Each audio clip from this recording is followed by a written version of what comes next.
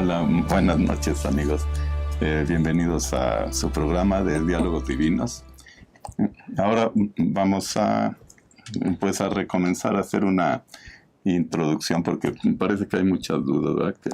Que preguntan. Así es, y aparte de dudas, como que hay mucha dificultad para entender lo que es esto de la divina voluntad. Hay que darle vueltas y vueltas. Y las preguntas que hemos recibido casi todas van por el mismo tenor.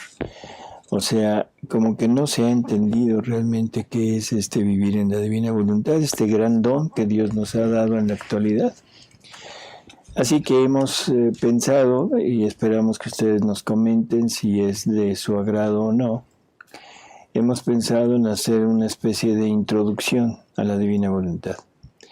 Esto nos llevará pues a algunos programas, o sea, no sé, pueden ser 3, 4 programas, 40, no, pero tratamos de dejar como una idea más clara de lo que significa vivir este don que nos están otorgando en la actualidad, ¿no? Así que pues bueno, vamos a tratar de irnos adentrando, pero sobre todo a mí me gustaría, antes de empezar de lleno con lecturas, a mí me gustaría que hiciéramos una pequeña como resumen de nuestro origen, de nuestra religión, o sea, para entender de dónde viene este don, porque cuando hablamos de cosas nuevas, o sea, aparentemente nuevas, creemos que es algo que se agrega a todo lo anterior. Y creo que esto ya lo tenemos muy bien sabido, que no es así. O sea, el vivir en la divina voluntad no es más que un regresar al origen, ¿no? Así que bueno, pues vamos a hacer, no sé, ¿qué opinas, Alejandra? ¿Qué opinas de esto, de nuestros antepasados? Bueno, venimos de los judíos, venimos de la raza judía y de la religión judía. Ellos tenían muy arraigadas muchas de sus tradiciones, sus costumbres, sus actos piadosos, eran muy, muy fuertemente apegados. Uh-huh. Para ellos, cuando llegó el Mesías, fue increíble porque los hizo cambiar, revolucionar sus ideas y realmente cambiar para decir, bueno, sí, ok, ya está aquí el Mesías, ya ahora sí cambio y lo sigo. Puede ser que también esta divina voluntad sea igual. Ya tenemos muy arraigados nuestros conocimientos, nuestras ideas, nuestros actos piadosos y nos los cambian. Muchos se resisten al cambio, primero porque no entendemos, segunda no lo conocemos, no nos interesa o no lo hemos leído, o el cambio es el que nos pone en crisis. Exacto, esa es una muy buena observación, o sea, ponernos en crisis, ¿no? Porque nos saca de nuestro estado en donde nos sentimos seguros. O sea, realmente casi siempre tenemos la plena seguridad que con lo que estoy haciendo estoy bien. O sea, y me siento cómodo, me siento a gusto y tengo la firme convicción de que estoy en lo que el Señor quiere, ¿no? Sí, nos dicen, esto le gusta a Dios, haz esto. Ah, bueno, perfecto, lo sigo. Y ya, y estamos Dios me debe dar las gracias, ¿no? Y cuando se nos presenta otra cosa, bueno, entonces como que, y sobre todo otra cosa que es aparentemente diferente, ¿sí? Ese es el punto. Y no entendemos que nuestra historia religiosa está llena de símbolos que están representando una realidad que viene posterior. O sea, simbolismo, realidad, simbolismo, realidad. O sea, es muy notorio, por ejemplo, al pasar de la religión judaica al cristianismo. O sea, todo lo que ellos acostumbraban era un símbolo de lo que venía después, de lo que venía ya después de la redención de Jesús, ¿no? Y Jesús venía ya anunciado por varios profetas en símbolos. Bueno, Jesús está anunciado desde el paraíso, ¿no? Si te acuerdas. O sea, pondré enemistad entre ti, o sea, la serpiente con la mujer, la mujer es la virgen, no es Eva, sino está hablando de la mujer, de la virgen, la mujer con mayúscula, ¿no? Y él prácticamente ahí le anuncia que tanto la mujer como su descendencia, y su descendencia es primero Jesús, pero también nosotros. O sea, no debemos sentirnos excluidos y poner nada más a Jesús, sino también nosotros somos los que vamos a derrotar a ese enemigo, ¿no? A ese demonio. Así que Jesús está prácticamente desde el principio. Sí. Ahora, como dices, es todo un anuncio que va creciendo, ¿no? Va creciendo, cada vez es más claro. Y, por ejemplo, tenemos cosas tan claras como todo lo que Isaías habló sobre el Redentor. Es prácticamente idéntico a lo que pasó después, ¿no? Sobre todo en la Pasión. Así que tenemos esta gran historia y metodología, pero yo digo una gran historia para irnos acercando a este final, porque este final no es más que regresar al inicio de esta historia. Es la coronación ya completa de la creación. Así es. Que debió haber sido al principio, pero por la caída del hombre tuvo que dar un camino más largo. Regresar a la creación no es muy aceptada porque normalmente el hombre en su evolución tecnológica, científica, cultural, siempre va a algo más diferente. Y cuando expone uno la idea, no es que vamos a regresar al origen, como fuimos creados, ya no me checa. Pensamos que íbamos a regresar a la época de las cavernas. Más o menos, ¿no? O de los primates. Ahí es donde está el choque, ¿no? ¿Cómo que vamos a regresar? Se supone que debemos de ir para arriba, a evolucionar, a adelantarnos. Ahora nos proponen regresar. Sí, eso también es crisis, causa crisis. Es que nos caímos. Pero no del árbol, ¿eh? Sí. O sea, esto es nos caímos... Efectivamente. Hay algo muy curioso, o sea, son simples comentarios antes de entrar en tema, pero son comentarios que a mí me parecen que necesitamos ir poniendo sobre la mesa.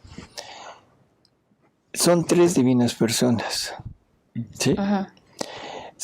Deben ser, si cada persona tiene una obra, deben ser 3 obras. En el momento de la creación, o sea, el hombre es perfecto, es exactamente lo que Dios quería, es el hombre perfecto para poder que Dios se ponga en él para llevar una vida junto con el hombre y poder establecer su reino sobre la tierra. Pero entonces nada más hubiera habido 2 obras. ¿Se entiende? Con la creación y el reino, o sea, la santificación.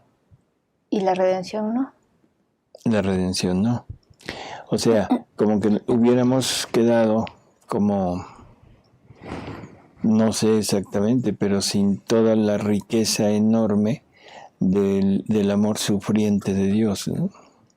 O sea, todo lo que este amor sufriente nos da, quizá se hubiera manifestado a través de la renuncia de la voluntad humana de Jesús, porque Él no hubiera tenido que tomar nuestras vidas para vivirlas.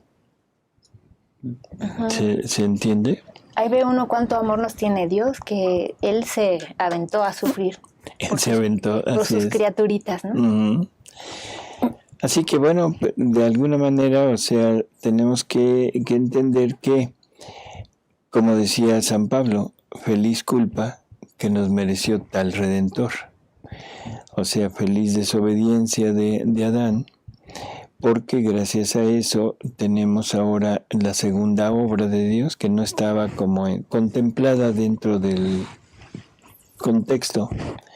Y ahora tenemos un Redentor que nos brinda todo el amor sufriente de Dios y que en donde nos vemos adornados con todo lo que Él hizo y que ahora eso recae sobre nosotros y tenemos prácticamente ese adorno, esa parte ¿cómo diríamos?, majestuosa de ese amor que en donde todo un Dios inmortal quiere venir a morir por nosotros, donde un Dios impasible se somete al sufrimiento. Así que bueno, pues creo que hasta cierto punto como que salimos ganando. Y esa misma entrega que Él nos da es la que nos pide. Claro, o sea, porque si Él, siendo Dios, da todo por una criatura que somos nosotros, como que sería muy justo que ahora la criatura diera todo por un Dios como Él.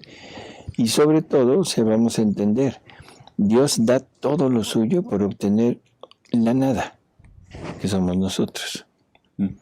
Y digo la nada porque todo lo que tenemos pues nos ha sido dado, ¿no? Y entonces Él lo que quiere es obtener esa nada para tener su vida en nosotros. Nosotros, ¿qué ganamos?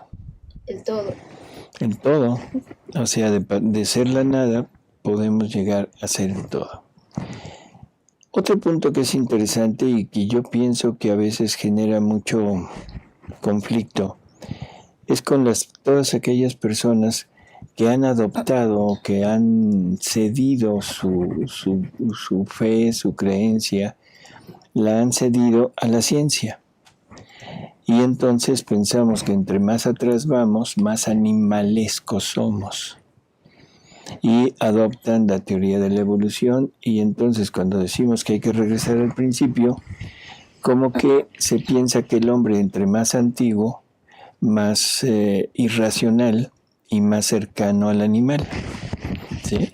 Entonces como que también hay cierto problema. Sin embargo, entre más antiguo es más perfecto el hombre. O sea, entre más nos alejamos del hoy, vamos encontrando que el hombre es más perfecto. Hay un dato curioso, hay una arqueóloga, antropóloga, no recuerdo el nombre ahorita, que ya afirma que el hombre entre más antiguo es más perfecto. Esto vale la pena, después les doy el dato. ¿Rasgos anatómicos? Todo, en cuanto a rasgos, y en cuanto a cultura. Y bueno, creo que es obvio, en el momento, vamos a situarnos, tenemos dos posibilidades, o creemos en la revelación, o creemos en la ciencia. Si yo creo en la revelación, debo creer que Adán y Eva fueron creados por Dios y que de ahí, después de la falta, después de la desobediencia de Adán, ellos salen del paraíso, pero ya conocen todo. O sea, conocen, por ejemplo, los hijos de Adán, uno es agricultor y el otro es ganadero. Conocen el fuego. Cocinan y ofrecen holocaustos a Dios con el fuego. Forman ciudades, ¿sí? Así que debemos entender que no es el Homo sapiens o el Pithecanthropus erectus, no es nuestro antepasado, sino que Dios realmente creó a ese hombre. Y sobre ese hombre es sobre el que nos vamos a basar. O sea, para entender qué es esto de regresar al inicio y de regresar a ese punto de santidad, de la santidad que Dios quería formar en nosotros. Porque también no pensábamos que fuera posible hacer eso. Para nosotros era imposible. ¿Cómo la vamos a hacer para regresar? Hasta que vino Luisa y los escritos y ya Jesús nos reveló el cómo. Así es. Y Jesús nos deja en el Evangelio, hizo también un comentario, simple comentario, nos deja cosas que parecen como utópicas, ¿no?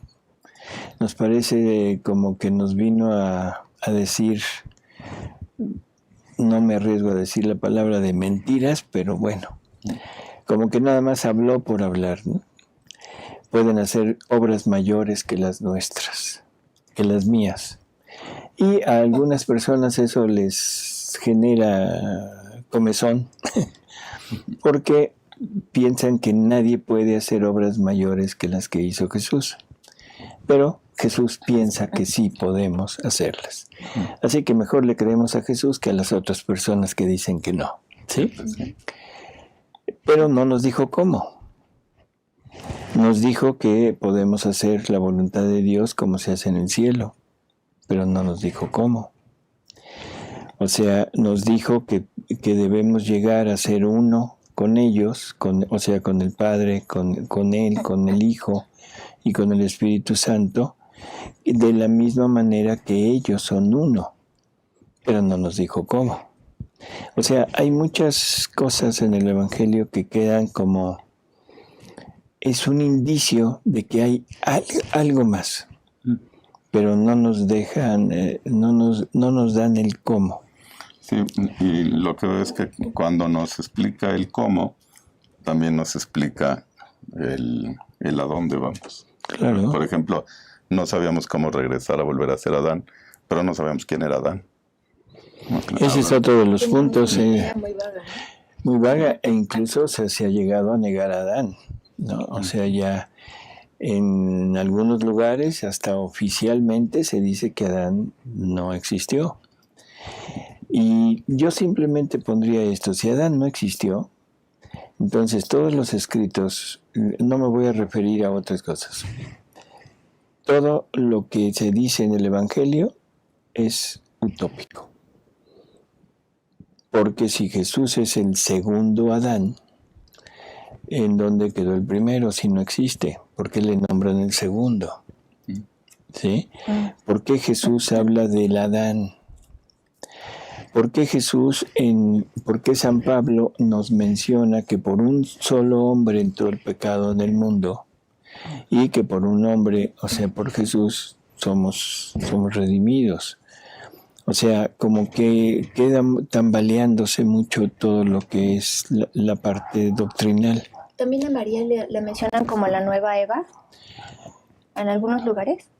En el Evangelio yo no, definitivamente no. O sea, esto es a partir de revelaciones privadas. No recuerdo, o sea, realmente todas las cartas de los apóstoles pero creo que no. Sí, o sea, creo que no.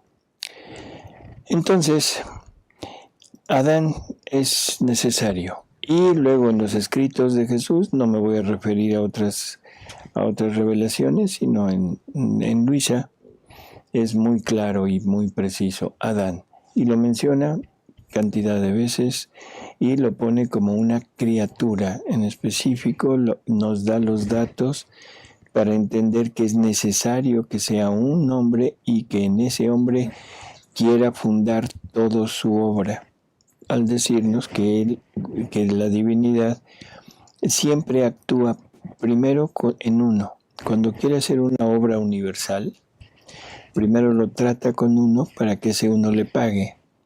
Y luego, o sea, ya una vez pagado Dios, pueda extender esa obra a todos los demás. Nos dice que en el cielo vamos a conocer cómo fue creado el hombre.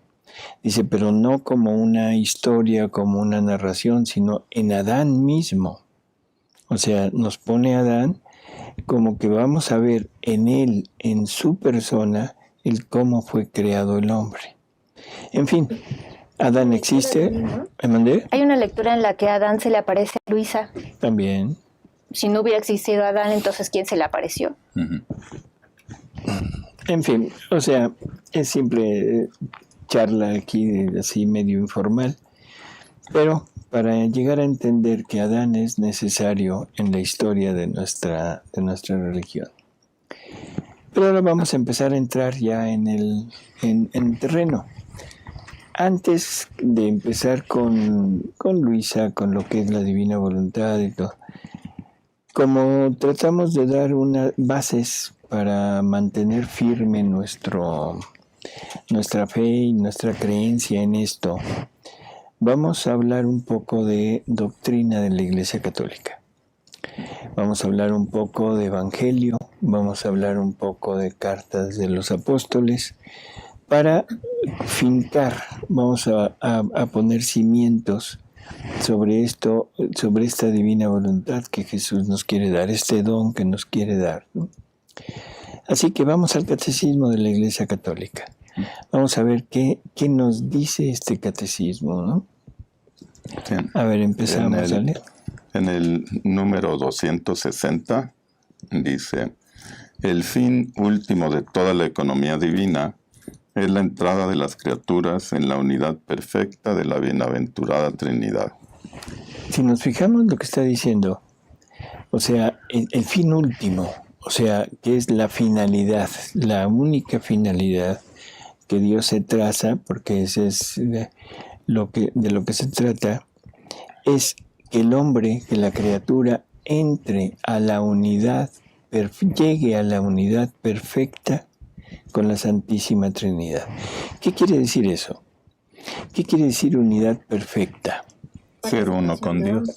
Participación de todo, ¿no? Tanto de obras como de atributos, como de naturaleza.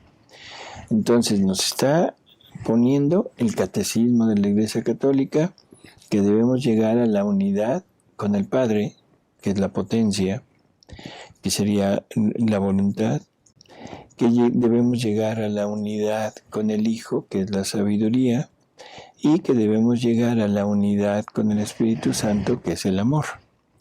Por lo tanto, está diciéndonos que debemos como tener en nosotros todo lo que ellos tienen para que esa unidad sea perfecta, ¿sí?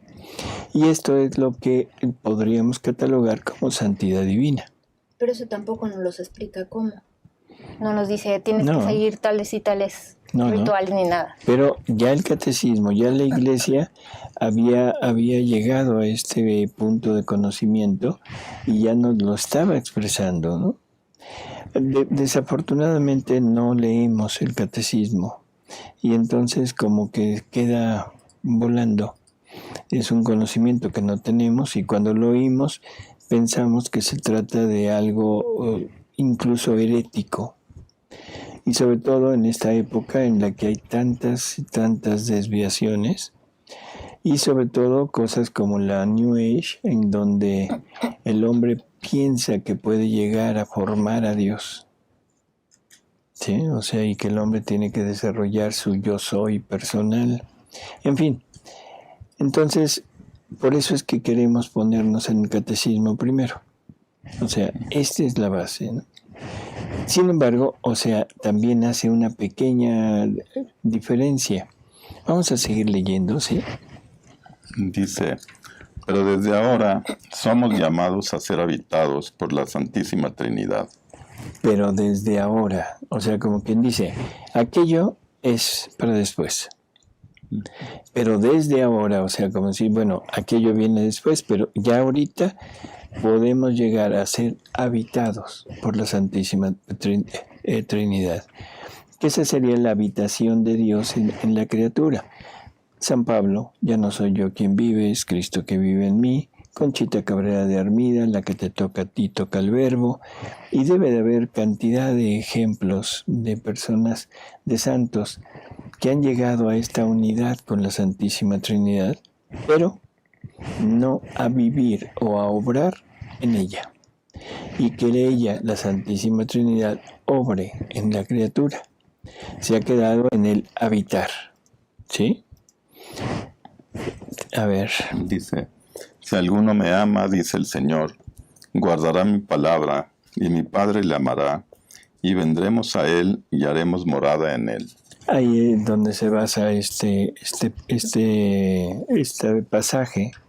Este pasaje sirve de base para lo que dijo de la santidad humana.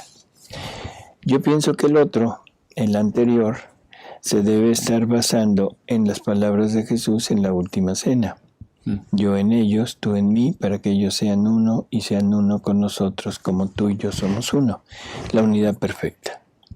Porque la unidad entre Jesús y el Padre es una unidad perfecta. Y ahí es en donde nos quiere. ¿Sí? Entonces, como que la Iglesia ya lo había entendido y lo plasma en estos artículos, ¿no? Hay muchos más y aparte, o sea, creo que aquí podemos entender y podemos basarnos o poner de ejemplo varios pasajes del Evangelio. Uno de esos pasajes es el joven rico. O sea, el joven rico que se acerca a Jesús a pedirle el cómo puede llegar a tener la vida eterna. Entonces, él lo que quiere es llegar a tener la vida eterna. ¿Sí? Pues le dice Jesús, cumple los mandamientos y listo. Pero él insiste y dice, bueno, es que eso ya lo cumplo. ¿Qué pasa? Según San Lucas, dice, Jesús lo vio, lo amó. Jesús lo vio, lo amó y le dijo, entonces lo que quieres es ser perfecto. Hay dos realidades, dos, ¿cómo diríamos?, destinos de las almas. La salvación y la perfección.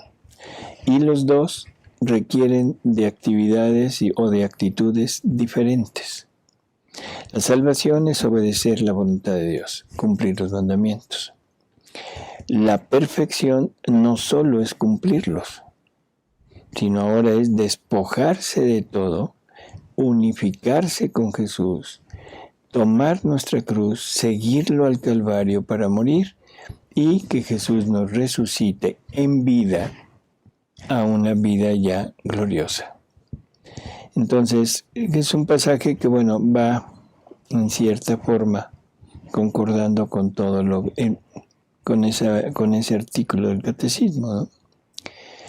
También yo quisiera no dejar pasar por alto el hecho de lo que San Juan nos dice, porque es muy frecuente oír que la finalidad es llegar a ser hijos de Dios. Pero el mismo San Juan, que es el que pone esto sobre la mesa, en el Evangelio nos dice que por todo lo que hizo Jesús nos dio el poder de llegar a ser hijos de Dios.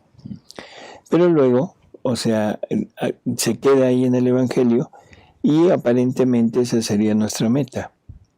Sin embargo, en su primera carta dice algo diferente, porque él pone y dice, bueno, ya somos hijos de Dios por medio de todo lo que Jesús hizo, pero lo que debemos ser no lo conocemos.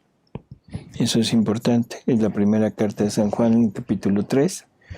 O sea, ahí queda perfectamente señalado que hay algo más. ¿Y Juan sabía esto porque lo ascendieron al séptimo cielo? ¿Por eso él sabía que teníamos que ser otra cosa aparte de hijos? Yo pienso que sí. Hay relatos en donde cuando él está con Jesús, o sea, todavía en el tiempo de los apóstoles, Jesús a veces los va empujando a que vayan reflexionando. Y yo diría que los va empujando como a fundirse con él para tomar sabiduría de él.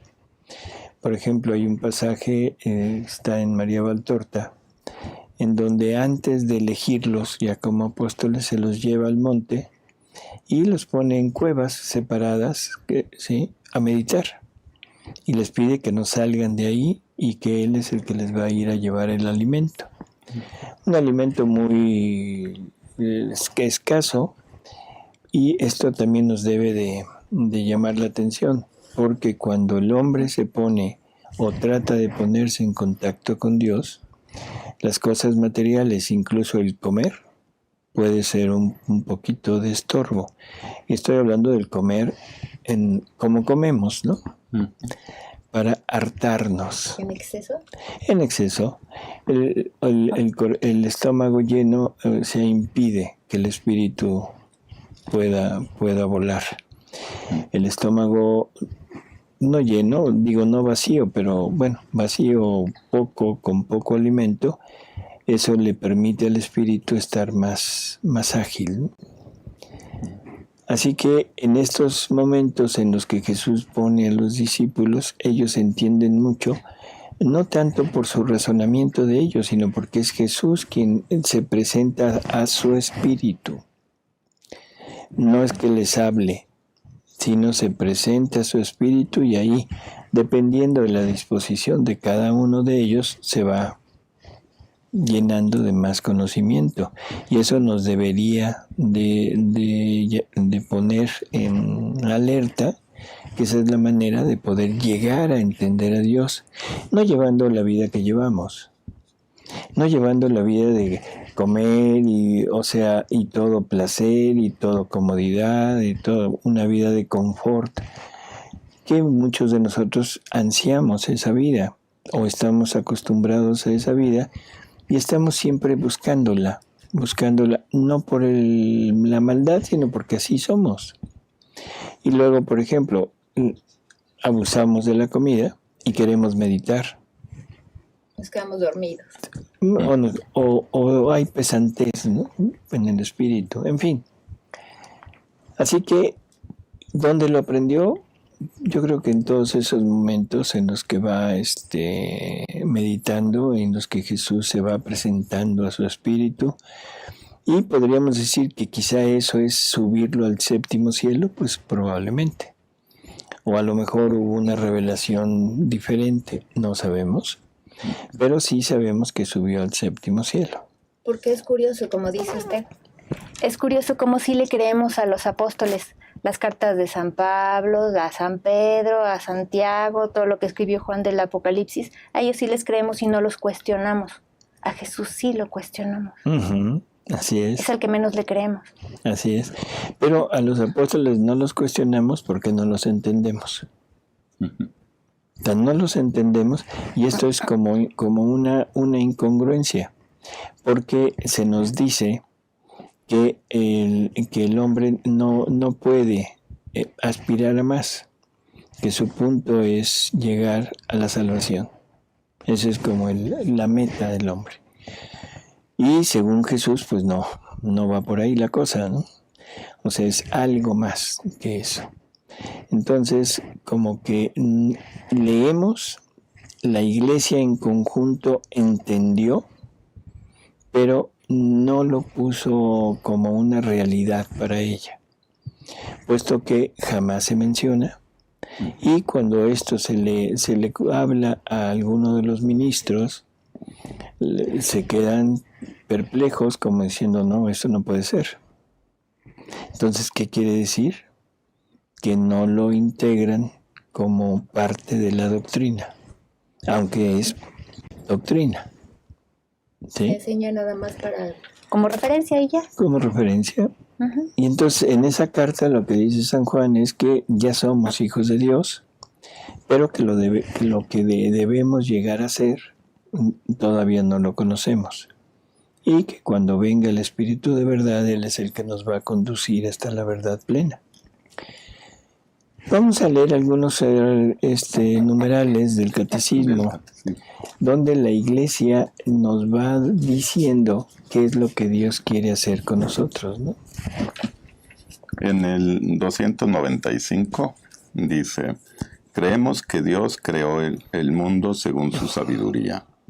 Este no es producto de una necesidad cualquiera, de un destino ciego o del azar. Creemos que procede de la voluntad libre de Dios, que ha querido hacer participar a las criaturas de su ser, de su sabiduría y de su bondad. Luego en el 375, la Iglesia, interpretando de manera auténtica el simbolismo del lenguaje bíblico a la luz del Nuevo Testamento y de la tradición, enseña que nuestros primeros padres, Adán y Eva, fueron constituidos en un estado de santidad y de justicia original. Uh-huh. Esta gracia de la santidad original era una participación de la vida divina. O sea, ¿cómo nos va poniendo y nos va diciendo que es una participación de la vida divina? Pues vivir la vida divina. O sea, si alguien le participa a otro parte de lo que él tiene, pues es tener exactamente lo mismo, ¿no? Uh-huh. Espérame, hay aquí un comentario que nos han hecho que son realmente interesantes. Por ejemplo, Ruth Trujillo dice que en Romanos 5:14 dice: no obstante, reinó la muerte desde Adán hasta Moisés, aún en los que no pecaron a la manera de la transgresión de Adán, el cual es figura, tipo de lo que había de venir. Yo diría que él reinó la muerte hasta que vino Jesús, no hasta Moisés, porque ninguno de los profetas, ninguno de los buenos, de los reyes, ninguno pudo entrar al cielo. O sea que lo que reinaba en ellos era la muerte, ¿sí? Ahí como que hay que extender un poco porque nadie pudo entrar al cielo, por lo tanto el reino era el reino de la muerte, reino de las tinieblas, aunque eran grandes santos. Dice Lisa, la divina voluntad responde a todo el fundamento y doctrina que hasta el momento tenemos en nuestra fe. Los problemas al que nos puede enfrentar es una mala interpretación por autoengaño de la propia voluntad o el negarla por no querer responsabilizarnos de lo que Dios nos está permitiendo entender. No queremos pensar. Así es. Totalmente de acuerdo con usted. El Padre Dengo manda saludos y su bendición para todos. Muchas gracias, Padre. Gracias, Padre. Bueno, entonces seguimos con los artículos del Catecismo. En el numeral 460 dice, el Verbo se encarnó para hacernos partícipes de la naturaleza divina. ¿Qué llevamos hasta ahorita? ¿Qué llevamos hasta ahorita? Primero vamos a ser partícipes del ser y de su sabiduría en el 295. Uh-huh. En el 375, la santidad, ¿no? Fuimos creados en un estado de santidad y justicia, Adán y Eva. El que viene es el 460, donde dice el Verbo se encarnó para hacernos partícipes de la naturaleza divina.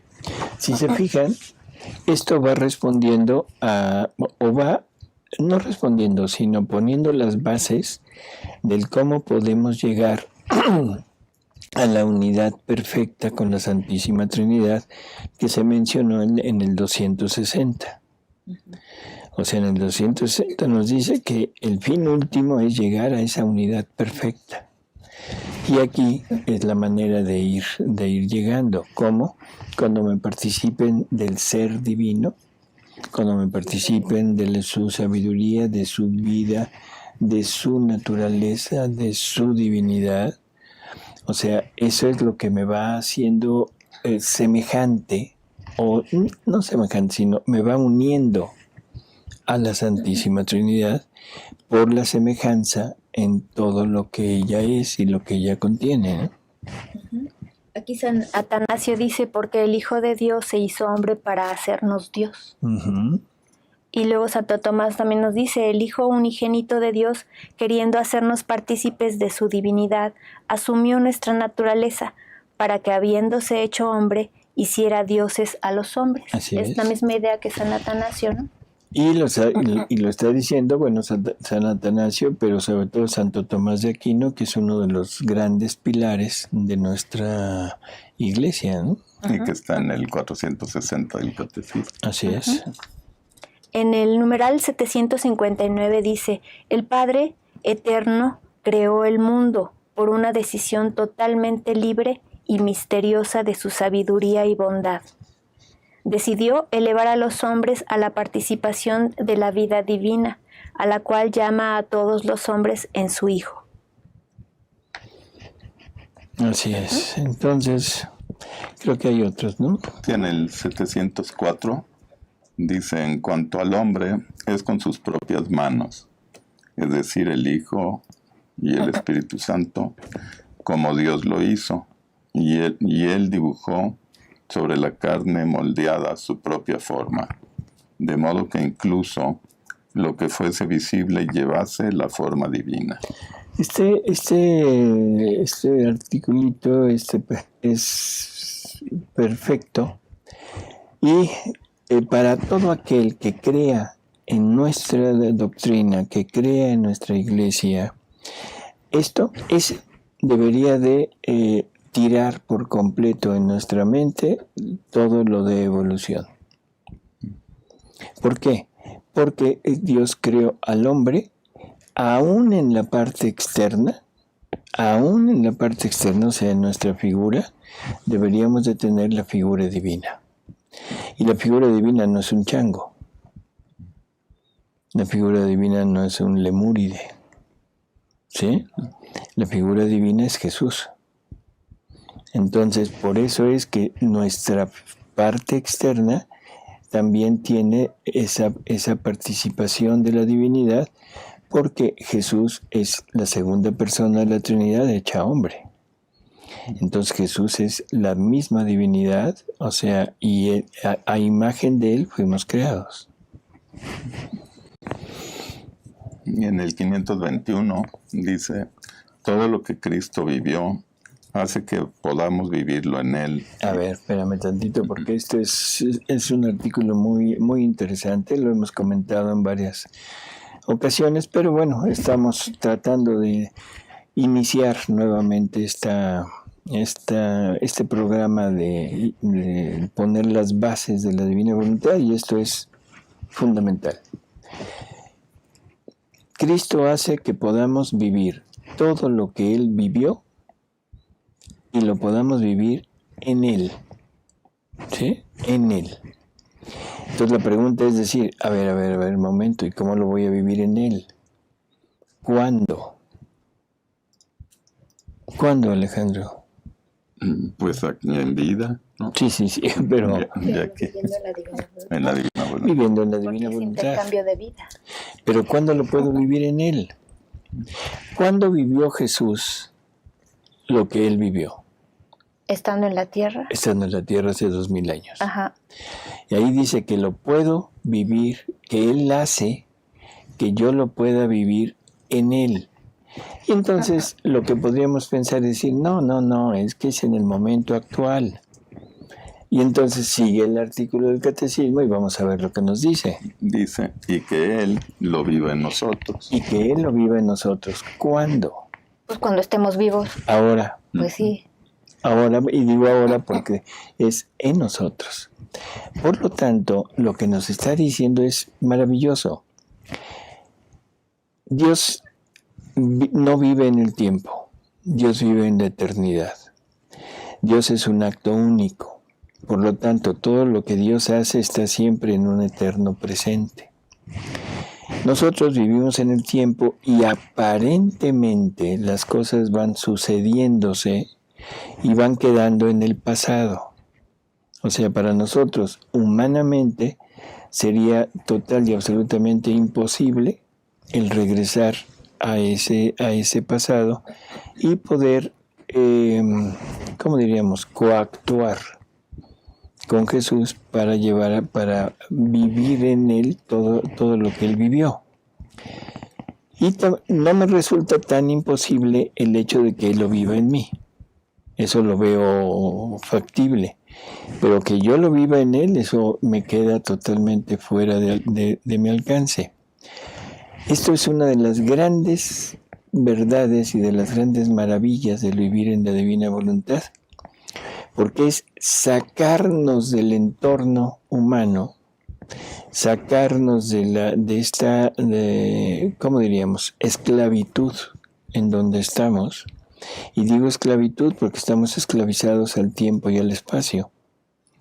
El momento que pasa, o sea, nunca estamos más que en el acto presente. Y todo lo que hice en el presente anterior ya no lo tengo a mi alcance.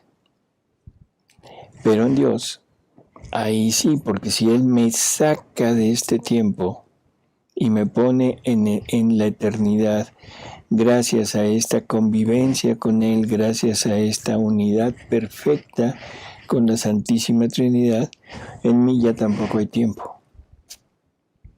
Y entonces puedo estar actuando junto con Jesús hace 2000 años y Él puede estar actuando junto conmigo en el hoy y haciendo lo mismo que Él hizo. ¿También nos podemos ir al futuro? Claro. O sea, en la divina voluntad no hay tiempo, hay que recordarlo.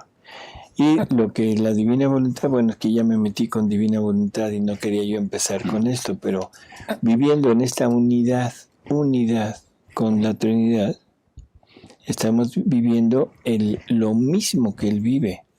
Y la Trinidad no tiene tiempo. ¿Sí?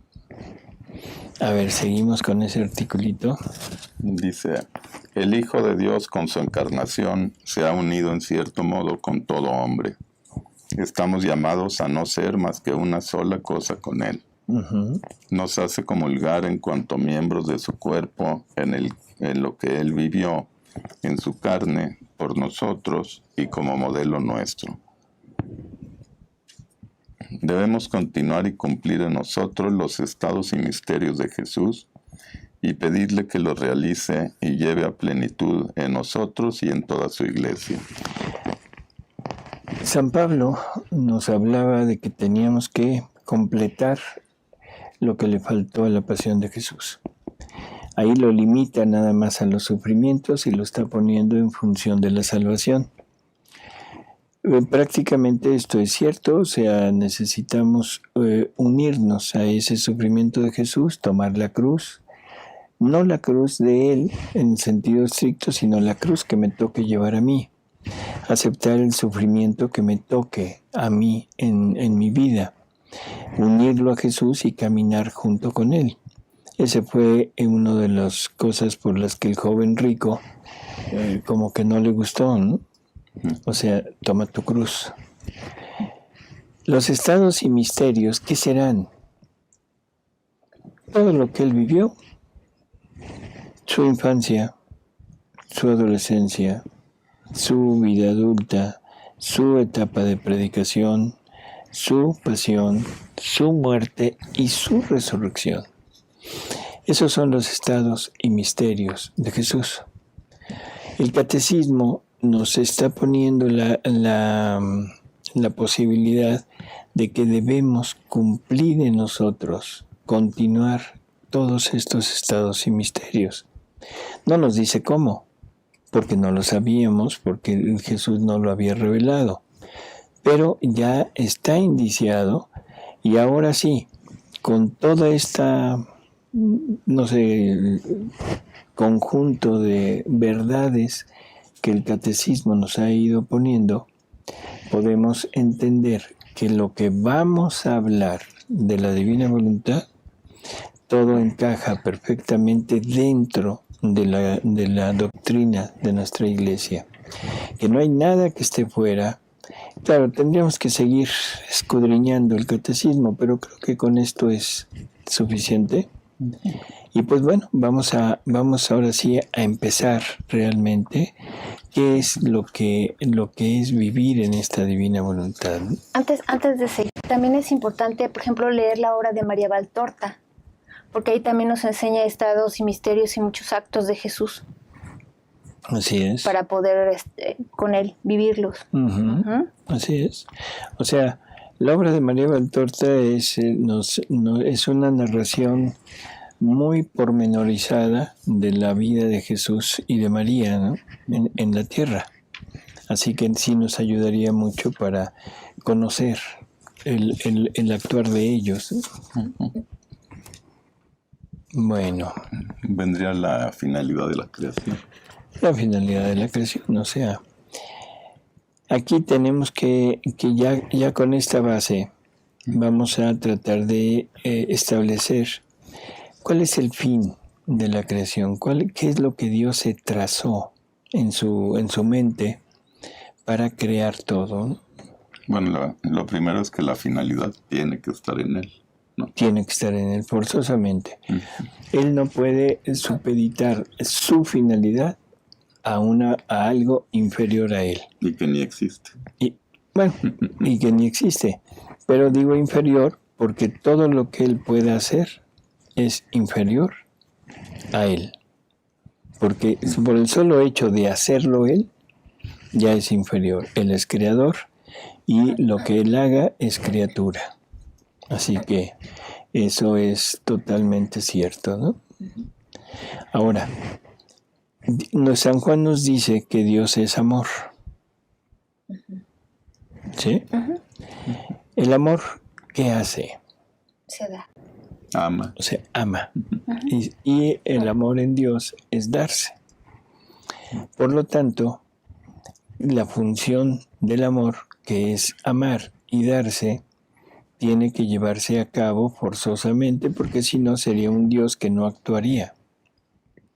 Y eso sería una imperfección en él. Por lo tanto, ese amor tiene que prodigarse, tiene que darse, tiene que salir. Y ese salir tiene que ser forzosamente en un ser semejante a él. No podemos pensar que Dios pueda amar a algo que sea desemejante de él, porque en primer lugar Dios no entraría en aquel ser. Dios es infinito y Dios es indivisible. Eso es otro punto que es importante.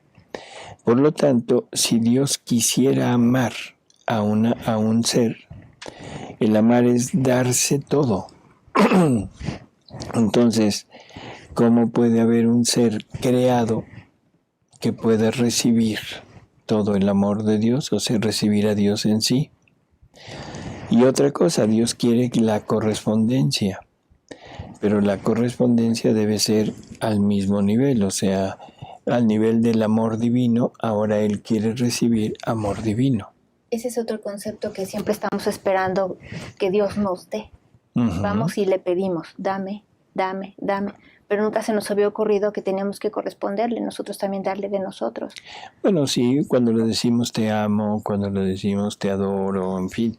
Pero pensamos que el te amo nuestro y el te adoro nuestro, o sea, todo lo que hacemos, pensamos que logra satisfacer esa ansia y esa necesidad de amor y de correspondencia que Dios tiene. Y nunca nos hemos puesto a pensar en esta diferencia de naturaleza y esta diferencia de amor y de gloria, de alabanza que le podemos dar. Sin embargo, pensamos que Dios le recibe, Dios le agradece, sí, infinitamente, pero no lo satisface. No lo llena, no lo colma de esa retribución que él quería. Pero eso lo empezamos a saber apenas hasta leer los escritos de Luisa. Uh-huh, así es. Uh-huh. Antes teníamos la idea de que eso es lo que él quería, y efectivamente es lo que él dejó dicho. Y bueno, de alguna manera está bien, él lo recibe con agrado, porque la criatura se esfuerza al máximo con tal de hacerlo, pero no es la parte que él espera, ¿no? Así que... Hay dos preguntas. Uh-huh. Dice Hermila, disculpe, ¿qué es el séptimo cielo? Madre Santa, ahora sí me la puso difícil. Lo podríamos poner o catalogar como extensión de verdades de Dios, verdades de su voluntad. ¿Hasta dónde conoció en el séptimo cielo? No le puedo decir exactamente, pero conoció muchas más verdades de Dios, de la divina voluntad, que por ejemplo las que conoció San Pablo. Porque San Pablo nada más es elevado, según esto, hasta el tercer cielo. Si lo pusiéramos así, nada más como es una forma de decirlo. En el tercer cielo, San Pablo conoció 3 verdades de la divina voluntad, 3 verdades de Dios. San Juan logra conocer 7 verdades de Dios. Pero eso es una forma de poderlo dar a entender, no quiere decir que así sea, así que no me lo crea. Simplemente que quede como un ejemplo, no sabemos exactamente, pero es conocimiento, eso sí. Y dice Edith, ¿vamos a ir a los momentos donde Jesús vive sus estados? Claro. O sea, la divina voluntad, bueno, otra vez ya volví a meter la divina voluntad. O sea, Jesús tiene la capacidad de podernos llevar a ese momento, como llevaba a Luisa a diferentes momentos de la historia. Él lo llevaba a ver su pasión, él lo llevaba a ver los males del mundo, él lo llevaba a ver castigos futuros, O sea, él hacía de Luisa, o sea, llevaba a Luisa a diferentes momentos de, no puedo decir de la historia, porque la historia en el futuro no es historia, ¿no? Pero diferentes momentos de vida de la humanidad. Así que sí es dentro de este llevarnos con Dios, unirnos con Dios, nos podemos situar en el punto que queramos. Dice Sonia, pero a lo mejor ya quedó aclarado. Dice, Dios nos ha creado por amor, para amar. Ese es el querer de Dios, recibir su mismo amor. Así es. Le dice Jesús a Luisa, aquí sí ya es vivir en la divina voluntad. Dice, vivir en la divina voluntad es darle Dios a Dios. Y a donde yo quería llegar, o sea, con todo esto que hemos expuesto, es a que esta necesidad, le voy a poner, de naturaleza de Dios, se resuelve cuando el Verbo se hace carne.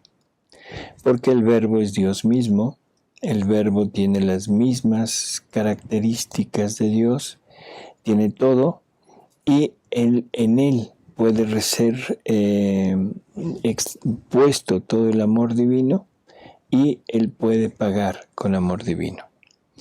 Lo único que el Padre no le da a Jesús es el acto de ser Padre. La paternidad Dios se la reserva. Y esa paternidad le viene del germen de la fecundidad divina. Esa no se la comunica al Verbo. ¿Sí? ¿A quién se la comunicará? Porque, muy bien. Porque si el Padre no se comunica todo, entonces no está amando en plenitud. Por lo tanto, eso lo tiene que poner en alguna criatura y lo pone en María. Que esa María es la segunda humanidad que Dios piensa desde toda la eternidad, junto con la humanidad suya propia, que es Jesús, y ahora piensa en la humanidad de esa madre que ese Jesús va a tener en la creación, en el lado extra de Dios, ¿no? Bueno, en fin, esa es como la meta de Dios, llegar a tener a una criatura total y absolutamente igual que Él y poder amarla en plenitud y ser amado en plenitud. Y después quiere difundirlo, multiplicarlo, no se quiere quedar nada más con la figura de el Verbo encarnado, sino quiere comunicarlo. Y ahí es donde entran las palabras de Jesús, yo en ellos, tú en mí, para que ahora sí ellos formen unidad con nosotros. Y bueno, pues no entramos en el tema, perdón. No entramos en el tema. Van a ser como 20 programas, yo creo. 20 años. Vamos nada más a poner las bases, ¿no? Para que se entienda qué es vivir en la divina voluntad. O sea, pero ahorita era necesario como cimentar, como dijimos al principio, hacer los cimientos de este don que nos quieren dar, pero ponerlos dentro de nuestra madre iglesia, o sea, no lo podemos separar. Y como hay mucha duda, muchas, no sé, contras, entonces por eso es que decidimos empezar por aquí, que aunque quizá ya muchos de ustedes ya lo sabían, pero hay muchas personas a las que esto les va a servir porque nunca han tenido noticia de este tipo de planteamientos, ¿no? Y recordar las cosas nos da más, porque de repente pensamos que nos acordamos de todo, pero cuando lo volvemos a escuchar, así es, llenan huecos. Vienen cayendo 20, como dicen, ¿no? Así que, pues, no sé si hay alguna otra pregunta, o son nada más comentarios. Sí, son comentarios, nada más les agradecemos todos sus comentarios y saludos. Sí, gracias a Sonia, hasta Argentina. No los Sonia. leemos todos porque duraría el doble el programa. Sí, ahí está Sonia Panich. Bendiciones, hermanos, desde la Patagonia, Argentina. también de Wow. Brasil. Qué bueno.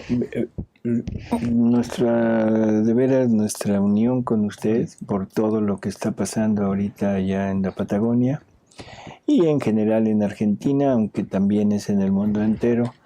Pero todo esto que está sucediendo es esa gran batalla que existe en la actualidad, que es una batalla no de personas, sino es una batalla de espíritus. Aquí es donde se cumple aquello que dijo San Pedro, que nuestra batalla no es contra el hombre, sino es contra los espíritus que pululan en el aire, los espíritus malignos que pululan en el aire. Y no se entiende de otra manera, o sea, los actos que estamos viendo son verdaderamente, no sé cómo decirlo, satánicos. Pero en la divina voluntad hará su trabajo en personas como usted, si quiere vivirla, y él tomará esos actos para ir tratando de, no sé cómo decirlo, de solucionar esto. Probablemente algunos de ustedes conozcan un pequeño escrito que se hizo hace tiempo, que le pusimos Te atreverías. Y bueno, no está de más que lo buscáramos, o es más, lo vamos a poner en la página de Tercer Fiat. Sí está en la página el Te atreverías. Lo vamos a poner para que lo lean. Es interesante porque es la historia de esta lucha entre el demonio y Dios. Una lucha que al principio se lleva a cabo en un campo de batalla que se llaman ángeles, y una vez que el demonio ya no es derrotado allá, ahora se lleva en un campo de batalla que se llama seres humanos. ¿Sí? Así que bueno, dice, entonces Dios quiere que seamos perfectos como Él, o sea, ser dioses. Sí, pero dioses con Dios. No dioses sin Dios, ¿sí? Dioses con Dios.